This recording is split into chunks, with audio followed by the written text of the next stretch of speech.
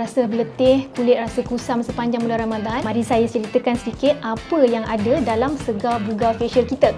Segar Bugar Facial kita ni ada banyak step dekat dalam tu. Bila kita daripada datang sampai habis treatment tu akan rasa sangat segar, bertenaga 90 minit treatment. Di mana dekat dalam tu kita akan first kali kita akan cuci muka, akan ada proses urutan muka, leher, tengkuk sampai ke bahu. Kita akan ada steamer, kita akan steam muka untuk buka kita punya liang-liang pori. Kita ada dermabrasion di mana kita akan sedut segala blackhead, whitehead dan juga sel-sel kulit mati pada kulit muka kita lah. Kita ada satu step ni, dia dinamakan oxygen jet peeling. Oxygen jet peeling ni bila kita sembuh dengan tekanan yang sangat tinggi, kita sembuh air, dekat situ dia akan buka, akan bersihkan lagi kita punya liang-liang pori muka kita. Dia akan lagi membersihkan kita punya sel-sel kulit mati. Dan dekat situ bila air dia sejuk ni memang kita akan rasa sangat segar. Kita ada lagi satu step yang dinamakan cool hammer. Kita akan letak dulu aloe vera, kita akan roll dekat muka, kita akan stimulate kita punya collagen, muka akan jadi lebih anjal. Finally akan ada face mask di mana kita letakkan mask dekat muka untuk bagi sejuk dan menutup semula liang-liang pori kita. Ingat tadi masa mula-mula bila kita steam tu kita akan dah buka kita punya pori-pori, kita dah bersihkan. Finally kita memang kena tutup semula, kita letak mask tu untuk tutup semula pori kita. Dan last sekali sebelum balik kita pastikan